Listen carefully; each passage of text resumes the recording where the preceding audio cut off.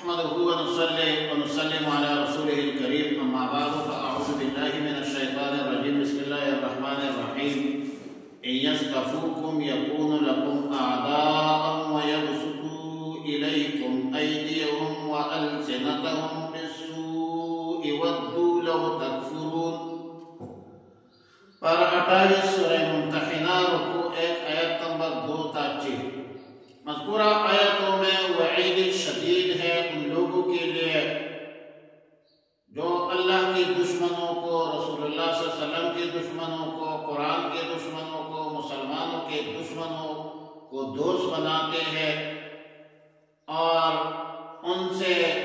موالات قلبی تعلق کا متمنی ہے، خواہش رکھتے ہیں کہ ان کے ساتھ ہم تعلقات رکھیں۔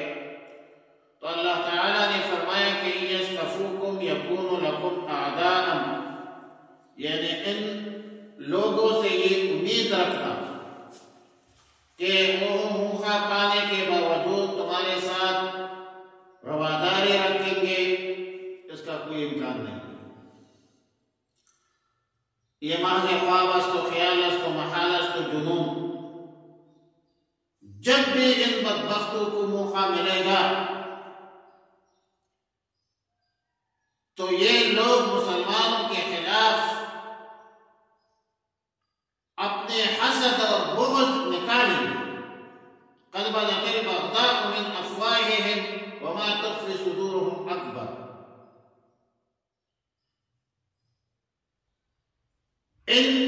جب بھی ان کو موقع ملے تو یہ ہاتھ سے زبان سے تمہاری برائی، تمہاری خرابی کے سوا کسی چیز کی طرف نہیں جائیں گے۔ زبانوں سے اور آج کل میڈیا ہے، ہاتھوں سے آج کل حملے ہیں، ہر لحاظ سے تمہارے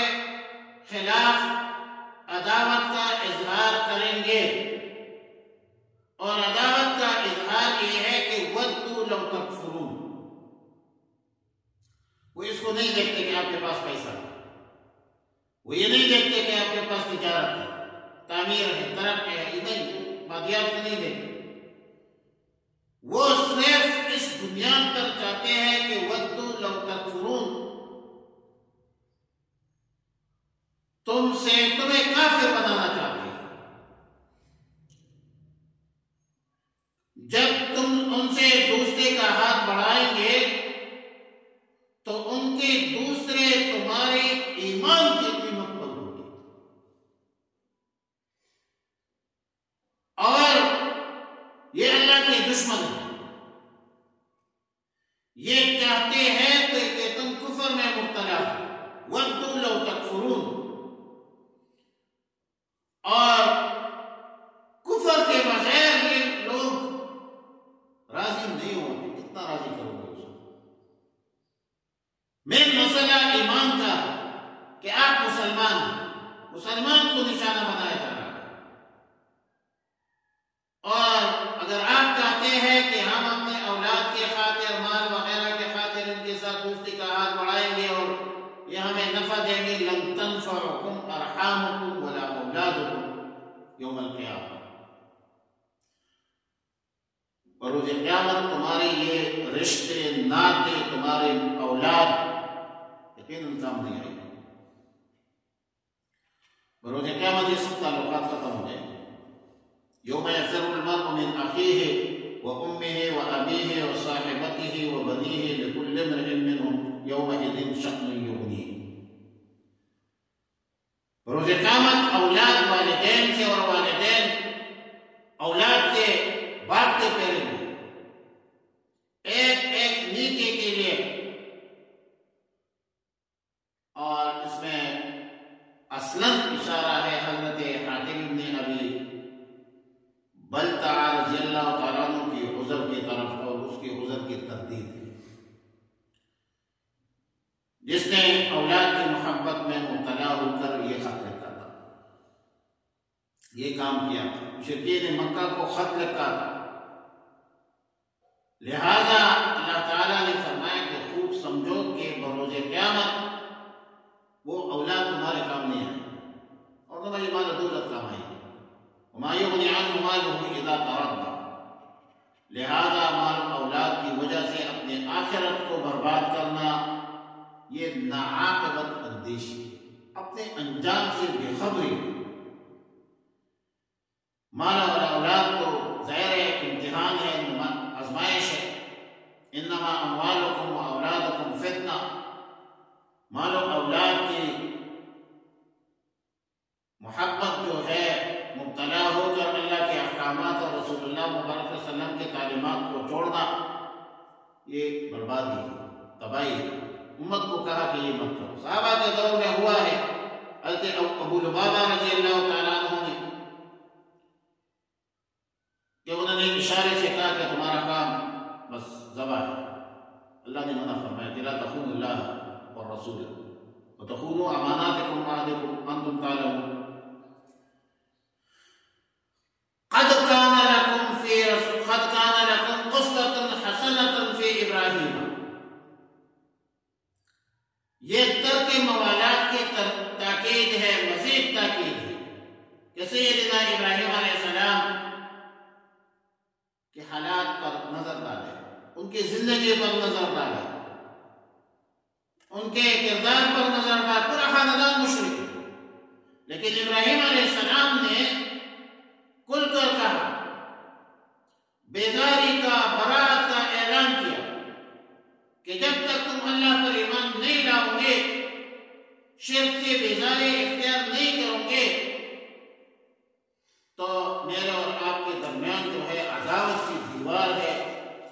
یہ حائل ہوتے رہے گی۔ لیکن یہاں پر ایک شبہ ہے، شبہ یہ ہے کہ ابراہیم علیہ السلام کے اسوہ حسنہ پر چلنے کی تو تاکید ہوئی، لیکن سیدنا ابراہیم علیہ السلام نے اپنے مشرک باپ کے لیے استغفار کیا، جس کا ذکر سورۃ توبہ میں ہے۔ تو سنت ابراہیمی کے حوالے سے تو یہ شبہ ہو سکتا ہے کہ مشرک والدین، عزیز و اقارب کے لیے دعائے مغفرت جائز ہے، اس لیے اسوہ ابراہیم کے اتباع سے اس کو مستثنا کر کے فرمایا کہ ان سب چیزوں میں ابراہیم علیہ السلام کے اتباع کرو، مگر ایک مسئلہ کہ انہوں نے اپنے باپ کے لیے استغفار کیا تھا، تم استغفار مت کرو۔ مشرک والدین، بہن بھائی، عزیز و اقارب، اس کے لیے مغفرت مت مانگو۔ ابراہیم علیہ السلام کی جو مغفرت ہے، وما كان استغفار لأبيه إلا عن موعدة وعدها إلا قول إبراہیم لأبيه لأستغفرن لك،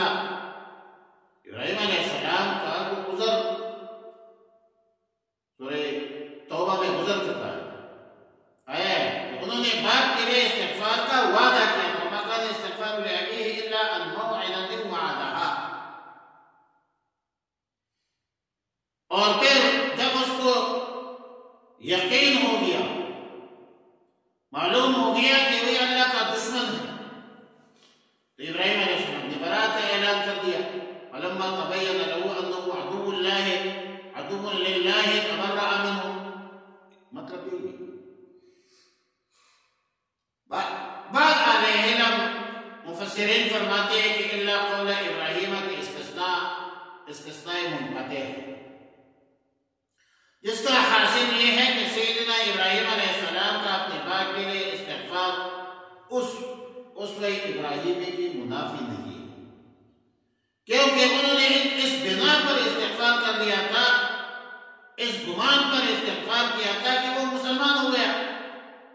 لیکن جب حقیقت معلوم ہو گئی استغفار توڑ دیا، برات اور بیزاری کا اعلان کر دیا، تبرأ منہ۔ اور ایسا کرنا اب بھی جائز ہے کہ جس شخص کو کسی کافر کے متعلق گمان غالب ہو جائے کہ وہ مسلمان ہو گیا، اس کے استغفار کرنے میں کوئی مذائقہ نہیں ہے۔ قضا فی تفسیر القرطبی وعلی کل حال فرمایا، اِن یثقفوکم، اگر وہ تمہیں پائے، یکونوا لکم، تو ہو جائیں گے تمہارے اعداء، دشمن، وَيَبْسُطُ دست درازی کریں گے، الیکم، تمہاری طرف، ایدیہم، اپنے ہاتھ، وَأَلْسِنَتُہم، اور اپنی زبانیں، بِالسُّوءِ، برائی کے ساتھ، وَدُّوا، وہ چاہتے ہیں، لَوْ تَکْفُرُونَ، کاش کہ تم کافر ہو جاؤ، لن تنفعکم ارحامکم، ہرگز نفع نہیں دیں گے تمہیں ارحامکم تمہارے رشتے ناتے، ولا اولادکم اور نہ تمہاری اولاد، یوم القیامت قیامت کے دن، یفصل وہ فیصلہ کرے گا بینکم تمہارے درمیان، واللہ اللہ رب العالمین بما تعملون بصیر جو کچھ تم کرتے ہو دیکھتا ہے۔ قد کانت لکم بے شک تھا تمہارے لیے اسوۃ حسنۃ بہترین نمونہ فی ابراہیم علیہ السلام کی زندگی کے حوالے سے، والذین معہ اور ان لوگوں میں جو ان کے ساتھ تھے، اذ قالوا جب انہوں نے کہا تھا لقومہم اپنے قوم سے، انا براء منکم بے شک ہم بیزار ہیں تم سے، ومما تعبدون اور جن کے تم عبادت کرتے ہو، من دون اللہ اللہ کے بغیر، کفرنا بکم ہم نے انکار کر دیا ہے تمہارا، وبدأ بیننا وبینکم العداوۃ والبغضاء ابدا، وبدأ اور ظاہر ہو گئی بیننا ہمارے درمیان، وبینکم تمہارے درمیان، العداوۃ دشمنی، والبغضاء اور بغض، ابدا ہمیشہ کے لیے، حتی تؤمنوا باللہ یہاں تک کہ تم ایمان لاؤ اللہ پر، وحدہ جو اکیلا ہے ایک ہے،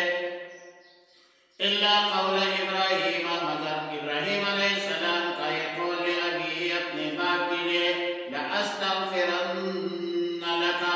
کہ میں معافی مانگوں گا تمہارے لیے، وما املک اور میں اختیار نہیں رکھتا لک تمہارے لیے، من اللہ من شیء اللہ سے کچھ بھی، ربنا اے ہمارے رب، علیک توکلنا ہم نے بھروسہ کیا ہے آپ پر، وإلیک انبنا اور تیری طرف ہی ہم رجوع کرتے ہیں، وإلیک المصیر اور تیری طرف ہی ہم نے لوٹنا ہے، ربنا اے ہمارے رب، لا